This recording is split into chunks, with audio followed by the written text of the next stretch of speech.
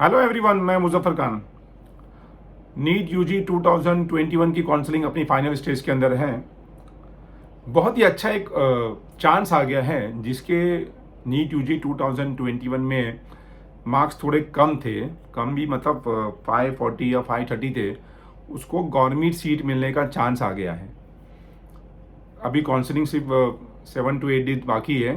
Counselling पूरी ख़त्म हो जाएगी और जिसके मैं बता रहा हूँ 530 या 540 मार्क्स नीट में थे 2021 में, उसको गवर्नमेंट सीट मिलने का चांस आ गया है। वो गवर्नमेंट सीट मिलने का चांस क्यों आया है? वो फॉल्टी काउंसलिंग जो थी ये साल, उसकी वजह से चांस आ गया हुआ है, जिसके बाद कोई भी सीट अभी हाथ में नहीं है। बराबर। और वो 530 540 मार्क्स ला के बैठा हुआ था, नर्वस बैठा हुआ था कि मुझको तो कोई गवर्नमेंट सीट किधर भी नहीं मिली, ना ऑल इंडिया काउंसलिंग में मिली, ना कोई स्टेट काउंसलिंग में मिली। मैं क्या करूं? तो उसको नर्वस होने की ज़रूरत नहीं है, उसको बहुत अच्छा एक चांस आ गया हुआ है। अब वो चांस कैसा आया बता रहा हूँ मैं आप लोगों को। देखिए, ये साल जो था नीट 2021 के काउंसलिंग प्रोसेस, जो ऑल इंडिया काउंसलिंग का प्रोसेस चेंज हुआ, एक नई स्कीम इंट्रोड्यूस हुई। वो नई स्कीम जो इंट्रोड्यूस हुई थी ना, कि ऑल इंडिया काउंसलिंग के अंदर 4 राउंड रहेंगे सबके। मतलब पहला जो ऑल इंडिया काउंसलिंग में जो 15% ऑल इंडिया कोटा होता था MBBS का और BDS का, उसके सिर्फ 2 राउंड हुआ करते थे। और उसके बाद जो सीट वैकेंट रहती थी वो रिस्पेक्टिव स्टेट को चले जाती थी। ये साल सुप्रीम कोर्ट के ऑर्डर की वजह से क्या हुआ कि ऑल इंडिया काउंसलिंग में जितनी भी सीटें जाएगी वो ऑल इंडिया ही काउंसलिंग से फिलअप होएगी। ये नया पहली बार ऐसा रूल आया, और वो रूल को कैसा इम्प्लीमेंट करना था वो MCC और ना कोई स्टेट वालों को किसी को पता नहीं था। उस फॉल्टी जो रूल को इम्प्लीमेंट करने की वजह से अब ये चांस आ गया है ये कैंडिडेट को, जिनको सीट नहीं मिली हुई है उनको सीट मिलने वाली है। और जो जो थे मेरिट के अंदर थे, अभी तक 600 मार्क्स वालों को जो 15% ऑल इंडिया गवर्नमेंट कोटे से सीट मिली थी, अब वो 540 550 वालों को मिलने वाली है। कैसे मिलने वाली बता रहा हूँ। जैसे मैंने पहले कहा कि पहले क्या रूल था कि सिर्फ 2 राउंड हुआ करते थे, फर्स्ट और सेकंड। उसके बाद जो सीट वैकेंट रह जाती थी, MCC ऑल इंडिया काउंसलिंग की बात कर रहा हूँ मैं, MBBS और BDS की, उसके बाद जो सीट वैकेंट रह जाती थी वो रिस्पेक्टिव स्टेट को चले जाती थी। और रिस्पेक्टिव स्टेट क्या करती थी, जो स्टेट से सीट आती थी वो स्टेट को ले जाती थी, और वहाँ पे वो लोग अपने स्टेट काउंसलिंग के थ्रू उसको सीट को दे डालते थे आगे राउंड के अंदर, मॉपअप राउंड में, सेकंड राउंड में देते थे उसके बाद, और उसके बाद मॉपअप राउंड में देते थे। और वहाँ पे सीट उन लोगों की खत्म हो जाती थी पूरी तरह, उसी तरह सीट मतलब कि रिस्पेक्टिव स्टेट को चले जाती थी, वहाँ कैंडिडेट को मिल जाती थी। मगर सुप्रीम कोर्ट ने क्या किया कि जो ऑल इंडिया काउंसलिंग की सीट वापस नहीं जाएगी। तो यहाँ पे क्या हुआ कि ऑल इंडिया काउंसलिंग में फर्स्ट राउंड हुआ, सेकेंड राउंड हुआ, एक मॉपअप राउंड हुआ, और उसके बाद भी एक सीटें बची थी, एक स्ट्रे वैकेंसी राउंड हुआ। और उसके बाद भी अगर सीटें बचती है तो रिस्पेक्टिव कॉलेज को चले जाएगी, और वो सीटें बचने वाली है। क्या हुआ बता रहा हूँ मैं आपको कि ये जो राउंड जो था, फर्स्ट राउंड ऑल इंडिया का, फिर फर्स्ट राउंड स्टेट का, फिर सेकंड राउंड ऑल इंडिया का, सेकंड राउंड स्टेट का, फिर पहला मॉपअप राउंड ऑल इंडिया का, फिर स्टेट का हुआ। और ये लोगों ने एक ऐसा रूल बनाया हुआ था यहाँ पे कि जो मॉपअप राउंड में जो चॉइस फिलिंग जो करेंगे ना आप लोग, वही चॉइस फिलिंग आपकी कैरी फॉरवर्ड होगी स्ट्रे वैकेंसी राउंड के अंदर। तो क्या हुआ मालूम क्या, ये साल ये रूल की वजह से ये कि जो कैंडिडेट मैं बता रहा हूँ, पहला ऑल इंडिया का फर्स्ट राउंड हुआ, उसके बाद स्टेट का फर्स्ट राउंड हुआ, उसके बाद ऑल इंडिया का सेकंड राउंड हुआ, उसके बाद स्टेट का सेकंड राउंड हुआ। स्टेट के सेकंड राउंड में लोगों को सीट मिल गई यहाँ पे। फिर उसके बाद MBBS के अंदर लोगों ने वापस से भी ऑल इंडिया जो मॉपअप राउंड था उसमें भी पार्टिसिपेट किया, मगर ऑल इंडिया के अंदर सिर्फ 15% सीटें जाती है, लोगों को कम सीट अलाउट हुई। बराबर अलाउट नहीं हुई सीटें, मगर लोगों ने पार्टिसिपेट तो करके रखा हुआ था वहाँ पे ऑल इंडिया मॉपअप के अंदर। फिर क्या हुआ, उनको सीटें जब नहीं मिली वहाँ पे सेकेंड राउंड के अंदर, उन्होंने अपनी स्टेट में सीट ले ली अपनी। और उसके बाद ऑल इंडिया मॉपअप राउंड के अंदर भी सीटें जो अलाउड वापिस से उन्होंने फिलअप किया था यहाँ पे, तो बहुत ज़्यादा कट ऑफ हाई गया, सीटें लोगों को अलाउट नहीं हुई। तो जो बैलेंस सीटें थी वो पहली मरतबा कितनी सीटें गई मालूम क्या, 982 MBBS BDS की मिला के, जिसमें MBBS की 515 सीटें थी, किसमें चले गई, वो स्ट्रे वैकेंसी राउंड में चले गई। मॉपअप राउंड मतलब 3 राउंड होने के बाद भी स्ट्रे वैकेंसी राउंड में 515 सीट चले गई। जिसके कम मार्क्स है ना अभी 540 550, वो वीडियो जरूर देखें, चांस मिल रहा है MBBS गवर्नमेंट में सीट मिलने का, अगर वीडियो पूरा देख लिए तो कैसे मिलेगा बता रहा हूँ मैं।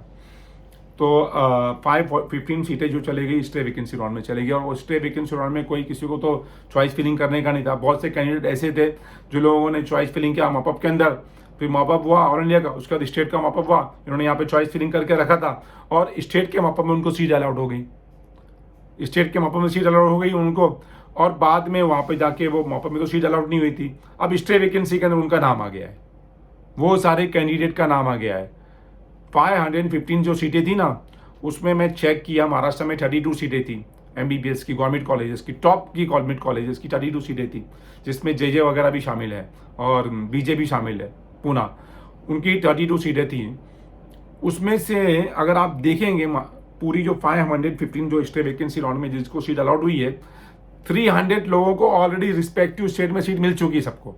मतलब वो स्टे वैकेंसी राउंड की सीट को ले ही नहीं सकते, क्योंकि उन्होंने ऑलरेडी स्टेट में सीट मिल गई है। क्यों, मतलब कैसे मिल गई, क्योंकि अब ऑलरेडी मॉपअप हुआ, उसी बेस पे स्टे वैकेंसी राउंड का चॉइस फिलिंग करने मिला नहीं, और उनको स्टेट में सीट मिल चुकी थी पहला, या तो इन लोगों को सीट यहाँ पे स्टेट में सेकंड राउंड में मिल चुकी थी, उन्होंने ऑलरेडी मॉपअप भरा, ऑलरेडी मॉपअप में सीट अलॉट नहीं हुई, और उसके बाद या तो मॉपअप में भरा, सीट अलॉट नहीं हुई उनको, और स्टेट मॉपअप के अंदर सीट मिल गई। आज उनका नाम आ गया है स्टे वैकेंसी राउंड में सीट अलॉट होने में। मैंने जब ये प्रोविजनल रिजल्ट आया था, हमने मेल भी किया MCC को कि ये देखो गलत हो गया हुआ है। महाराष्ट्र के अंदर ही मैंने जब काउंट किया था तो ऐसे 22 कैंडिडेट थे जिनको ऑलरेडी सीट यहाँ मिल चुकी थी, और प्रोविजनल रिजल्ट में जिनका नाम आ चुका था, किधर पे, स्टे वैकेंसी राउंड में।